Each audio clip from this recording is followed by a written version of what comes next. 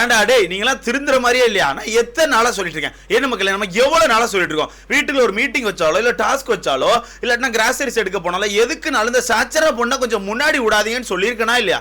எவ்வளவு நாளா சொல்லியிருக்கேன். அந்த சாச்சரா பொண்ணை தேவையில்லாம முன்னாடி விட்டு அவ்வளவு டாஸ்க்லையும் தோத்துட்டு வரீங்கடா. போச்சா இப்ப சோத்து கொள்ளையில உட்காந்துருக்கீங்களா? இதுக்கு அதாவது 11,000 சம்பாதிச்சு கூட அந்த சம்பாதிச்ச காசுக்கு திங்க முடியாம உட்காந்துருக்கணும் அந்த வாரம் ஃபுல்லா. போச்சா சாம்பாட்டில் ஒரே சாம்பு 5 ஸ்டார் நக்கினே கிடக்க வேண்டியதான் வீட்டுக்குள்ள கிடந்து. டாஸ்க் விளையாட வந்த மாதிரி தெரியல. பாட்டலா சாம்பாட்டலும் பாக்கெட்டா 5 ஸ்டாரே அள்ளி தள்ளி தின்னுட்டு வீட்டுக்குள்ள கொட்டாய் விட்டு கிடக்க வேண்டியதான். என்ன ஆச்சுன்னு கேட்டீங்கன்னா அதே உங்களுக்கு தெரிஞ்ச விஷயம் தான். வீட்டுக்குள்ள வந்து பயங்கரமான ஒரு டாஸ்க் வச்சாங்க. இந்த கிராசரிஸ் எடுக்கிறதுக்கு பணம் சம்பாதிக்கிறதுக்கான ஒரு டாஸ்க். ஐயோ அம்மா என்ன மாதிரி டாஸ்க்னு கேக்குறீங்க. ஆக்சுவலா இந்த டாஸ்க் எப்படி வச்சிருக்காங்கன்னா 2 டீம்ல இருந்து 6 பேர் வரணும். ஓகேவா ப்ரோ? அங்க ஒரு 6 பேர் உட்கார்ந்திருப்பாங்க, இங்க ஒரு 6 பேர் நிக்கணும். 2 பேருமே கண்ணை கட்டிக்கணும். இந்த சைடுல ஒரு 6 பேர் நிக்கிறாங்கல்ல, இவங்க என்ன பண்ணணும், கண்ணை கட்டிட்டு அந்த பழத்தை உரிச்சிட்டு அப்படியே கண்ணை மூடிட்டே நடந்து போய் ஃப்ரண்ட்ல உள்ள ஆளுக்கு ஊட்டணும். அது நீ யாரு கூட்டினாலும் சரி. ஒன் டீம் கூட்டினா ஒரு பழத்துக்கு 1000 ரூபாய், அடுத்த டீம் கூட்டிட்டா அவனுக்கு ஒரு 1000 ரூபாய் ஆட் ஆயிரும். அப்படிதான் ஒரு டாஸ்க் வச்சிருக்காங்க. ஏட்டா காலங்காத்தால என்ன 11 ஸ்பூன், இப்ப என்ன பழம் உரிச்சு சாப்பிடாத, நாளைக்கு என்னடா அப்ப நம்ம நினைச்ச மாதிரி முறுக்கு கடித்தல் நினைக்கிறேன். முறுக்கு கடித்தலா இல்ல பொம்மை பிடித்தலாம். பொம்மை பிடித்தல் கேள்விப்பட்டேன். சரி வைங்க ஒன்னும் பிரச்சனை இல்ல. சோ இந்த வகையில இப்படி ஒரு டாஸ்க் வச்சிருக்காங்க.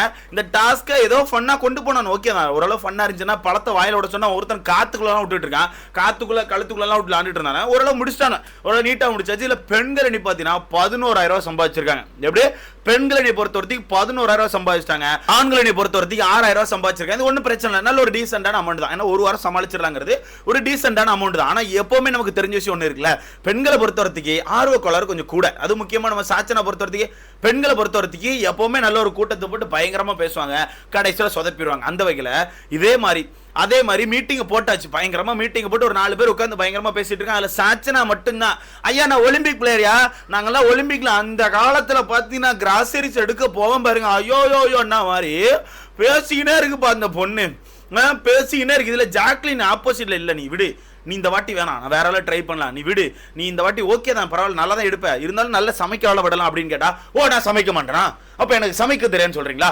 தேவையில்லாம இப்படி பேசாயின்னு சொல்லிட்டு ஜாக்லின் சண்டை. அப்ப திருப்பி அவன் சொல்றான் ஜாக்லின், இல்ல நான் அப்படி சொல்ல வேணாமே, நீ வேணாம், வேற யாரையா விடலாம், நல்லா சமைக்க தெரிஞ்சு பொருள் எடுக்க தெரிஞ்சாலும். அப்ப எனக்கு பொருள் எடுக்க தெரியாதா, என்ன பொருள் எடுக்க தெரியாதுங்களா, அப்ப எனக்கு பொருள் எடுக்க தெரியாது நினைக்கிறீங்க அப்படின்னு மாதிரி ஜாக்லின் போட்டு சண்டைக்கு போயிட்டு இருக்கு அந்த பொண்ணு. ஜாக்லினால பேச முடியல. இப்ப ஜாக்லினால எதுக்கு பேச முடியல நமக்கு தெரியும். ஏன்னா டப்புன்னு ஒரு சாட்டை சண்டையில் ஒருத்தர் வருவாரு, அன்பான மகள் வந்தால் யாரா என் பொண்ணு அடித்தால் அப்படின்னு சொல்லிட்டு வந்து சண்டைக்கு வருவாங்க. சோ அந்த வகையில ஜாக்லினால பேச முடியாம ஜாக்லின் இல்லடா நான் அப்படி சொல்லடா நீ மூஞ்சி அப்படி வைக்காடா, மூஞ்சி இப்படி காட்டாதடா அப்படிங்கும் போது சாச்சனவன என் மூஞ்சி அப்படிதான் நான் இப்படிதான் மூஞ்சி வச்சிருப்பேன் அப்படின்னு சொல்லி வச்சிட்டு இருக்காங்க. அப்ப சைட்ல இருந்து அதுக்கு தர்ஷிகாவும் சப்போர்ட், அவ மூஞ்சி அப்படிதான்டா, அதை விடுற ரியாக்ஷன். அப்போ இவங்க மூஞ்சினா அப்படின்னா சப்போர்ட் வருவீங்க, இதே சௌந்தர்யா பொண்ணுக்கு ஒரு மூஞ்சினா எல்லாரும் சேர்ந்து கை தூக்கி அந்த மூஞ்சி அப்படி வரக்கூடாதுன்னு சொல்லி சண்டை போடுவீங்களா? என்னடா உங்க ரூல்ஸ், ஒரு இலவும் புரியல. இந்த இடத்துல அப்படி இப்படின்னு சொல்லி பயங்கர ஃபைட் வந்தாச்சு. இதுல ஆண்கள் சைடுல பார்த்தா ராணுவ ஃபைட் பண்ணிட்டு இருக்கான். நான் போவேன் சொல்லிட்டு அவன் பயங்கரமா ஃபைட் பண்ணிட்டு இருக்கான். தெரியல அவன் கண்டென்ட் பண்ண ட்ரை பண்றானோ என்னமோ தெரியல.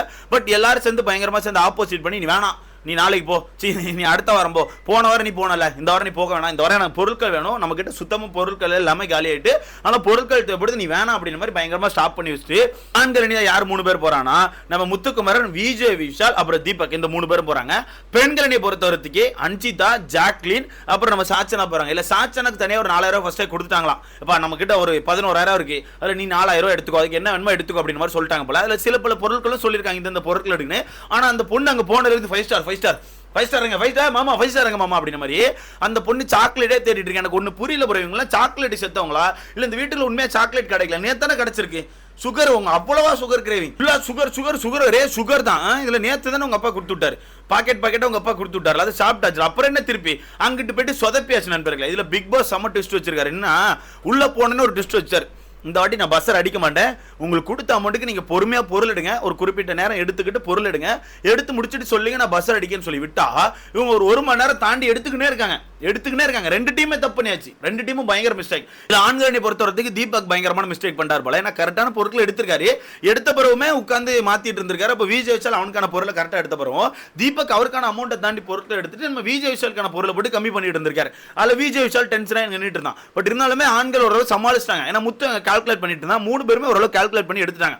பெண்களை பொறுத்தவரைக்கு அன்சிதா ஒரு சைடு போய் அள்ளி போட்டுக்கிட்டே இருக்காங்க, இந்த சைடு பார்த்தா சாச்சனா அள்ளி போட்டுக்கிட்டே இருக்காங்க, இந்த சைடு பார்த்தா ஜாக்லின் அள்ளி போட்டு ஒரு கூட நிறைய அள்ளி அப்படி தரையில தட்டி வச்சிருக்காங்க. கூட பத்தல அந்த அளவுக்கு தரையில தட்டி வச்சாச்சு.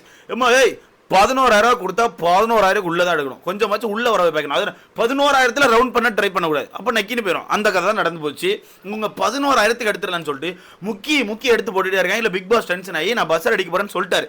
கடைசியில் பஸ்ஸரும் அடிச்சிட்டாரு. அடிச்சு முடிச்ச பிறகு என்ன பண்ணாங்க தெரியுமா? அதுவுமே ரூல் பிரேக் தான். அடிச்சு முடிச்ச பிறகு இவங்க பொருட்கள் நிறைய எடுத்து ரிட்டர்ன் அங்க வச்சுட்டு இருக்காங்க. ஆக்சுவலாக இதுக்கு முன்னாடி சீசன்ல பார்த்தீங்கன்னா அடிச்சு முடிச்சவரை இங்கேருந்து ஒன்றும் கீழே எடுத்து வைக்க முடியாது, மேலேயும் தூக்கி வைக்க முடியாது. கீழே விழுந்துட்டா கூட கீழே விழுந்தது, அது உங்களுக்கே தெரியும். ஆனால் அந்த வகையில் இந்த சீசன் பாருங்களேன், கீழே கிடக்க எல்லாத்தையும் அள்ளி மேலே வைக்கிறாங்க, திரும்பி மேலே இருக்கிறதுக்கு அங்கே வைக்கிறாங்க. அதில் பிக் பாஸ் டென்ஷன் ஆகிட்டார். எதுவும் பண்ணிட்டு இருக்காங்க, கிளம்பு அப்படி சொல்லி அனுப்பி விட்டாச்சு. அனுப்பிவிட்டா அங்கே போன பிறகு பிக் பாஸ் செம்ம டென்ஷனில் முத்து ரூல்ஸை சொல்லி, நான் அங்கே என்ன ரூல்ஸ் சொன்னேன் அதை கரெக்டாக சொல்லி பார்க்கலாம்னு முத்து ரூல்ஸை சொல்லிட்டான். பிக் பாஸ் என்ன சொன்னார்னா, நான் பஸ்ஸர் அடிக்க மாட்டேன், பொறுமையா இருப்பேன், நீங்களே பொருள் எடுத்து முடிச்சவரை நான் பஸ்ஸர் அடிப்பேன் அப்படின்ட்டாரு. அப்போ என்ன கதை, ஒரு ட்விஸ்ட் இருக்குன்னு அர்த்தம். அப்போ நீங்க பார்த்து பொறுமையா கரெக்டாக கால்குலேட் பண்ணி எடுத்துருக்கணும். இல்ல ட்விஸ்ட் என்னன்னா, ஆண்களை பொறுத்தவரைக்கு அவங்க 9,000 சம்பாதிச்சாங்கல்ல, ஒரு 9,180 எடுத்திருக்காங்க. ஒன்றும் பிரச்சனை இல்லை, தப்பிச்சிட்டாங்க. ஒரு ஜஸ்ட் மிஸ்ல தப்பிச்சிட்டாங்க.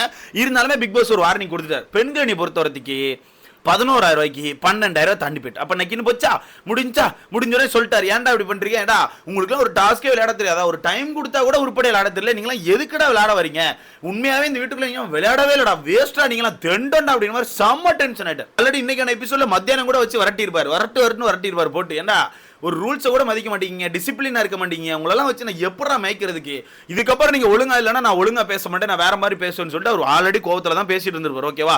அதையும் மீறி உன்னை போட்டு ட்விஸ்ட் மேல ட்விஸ்ட் அடிச்சு அந்த பிக் பாஸ் போட்டு கொலையா கொள்றான. எப்படி கொலையா கொள்றான அந்த மனுஷன் நொந்து நூடுல்ஸாகி கடைசியில் சொல்லிட்டான், நான் அனுப்புற பொருட்கள் தான் வரும், அதை வச்சு சாப்பிட்டுக்கோங்க, அவ்வளவுதான் சொல்லி முடிச்சோன்னே மஞ்சரி சமயம் ஒரு ஸ்டாண்ட் எடுத்தாங்க. என்னன்னா, ஃபர்ஸ்ட் வாரம் நம்ம கரெக்டாக கடைப்பிடிச்சோம் ரூல்ஸ் எல்லாத்தையுமே, பொருட்கள் நம்ம கொடுக்கக்கூடாது வாங்கக்கூடாது. வர மச்சான் நீ கொஞ்சம் சீனி எடுத்துக்கோ, மச்சான் எனக்கு கொஞ்சம் உப்பு கொடுன்னு சொல்லி லைட்டாக பண்ணிக்கிட்டே இருக்கும். அதுதான் பெரிய தப்பா மாறுது. ஸோ இதுக்கப்புறம் ஃபுட் ஆகட்டும் எதுவாகட்டும் நம்ம யாருமே ஷேர் பண்ணக்கூடாது, கரெக்டாக இருக்கணும், ரூல்ஸை கரெக்டாக கொண்டு போகலாம், அந்த கோர்ட்டுக்கான மரியாதை நம்ம கொடுக்கணும்னு சொல்லிட்டு மஞ்சரி செமையா பேசினாங்க. இல்லை பிக் பாஸ் குட் நைட் சொல்லிட்டு போயிட்டார். சம கோவத்தில் குட் நைட் சொல்லிட்டு போயாச்சு. இதுல பெரிய சிரிப்பு என்னன்னா, ஜாக்லின் பண்ண தப்பு. பெரிய சிரிப்பே ஜாக்லின் பண்ண தப்பு. ஜாக்லின் தான் கால்குலேட்ல இருக்காங்க. அப்ப ஜாக்லின் தான் ஒரு ட்ரே எடுத்து டக்குன்னு கால்குலேட் பண்ணிக்கணும். இவங்க என்ன பண்றாங்கன்னா, ஒரு ட்ரே கால்குலேட் பண்றாங்க, அடுத்த ட்ரே வருது, அதுல இருந்து கால்குலேட் பண்ணி இங்க எடுக்கிறாங்க, திருப்பி இங்க இருந்து அங்க எடுக்கிறாங்க, மாத்தி அடிக்கி கால்குலேட்டே பண்ணல, கரெக்டான வகையில கால்குலேட்டே பண்ணல. இல்ல கடைசியில கொஞ்சம் எடுத்து வைக்கிறாங்க, திருப்பி எடுத்து அங்க போறாங்க, மாத்தி பண்ணி சொதப்பி விட்டாச்சு. இல்ல பிக் பாஸ் ஒரு கேள்வி கேட்டார், ஏண்டா 6 ஜாம் பாட்டில் உங்களுக்கு வேணுமாடா, ஒரு வாரத்துக்கு 6 ஜாம் பாட்டில் வச்சு என்னடா பண்ண போறீங்கன்னு சொல்லி செம்மையா கேள்வி கேட்டார். என்னன்னு பார்த்தா இங்க ஆளுக்கு 2 ஜாம் பாட்டில் எடுத்து போட்டிருக்காங்க. இல்ல சாச்சனா இல்ல சாச்சனாவை தான் ஜாம் பாட்டில் எடுக்க சொல்லியிருக்காங்க. இவ பார்த்தா மாத்தி எடுத்து போட்டிருக்காங்க. இல்ல ஒரு பெரிய பஞ்சாயத்தை வெளியவே மஞ்சரி கேள்வி மேல கேள்வி கேட்கறாங்க. இவளை எதுக்கு அனுப்புறீங்க, எல்லா வாரமும் அவ கேட்டுக்கிட்டே இருக்கா, அவ ஆர்வத்துக்கு அனுப்பிட்டே இருக்கும்னா ஒழுங்கா இதுக்கப்புறம் அடுத்த வாரத்துல இருந்து பார்த்து அனுப்பணும், எல்லாரும் இருக்கதான் செய்யணும், எல்லாரும் அனுப்புங்க, ஒன்றும் பிரச்சனைன்னு சொல்லி மஞ்சரி கொஸ்டின் வைக்கிறாங்க.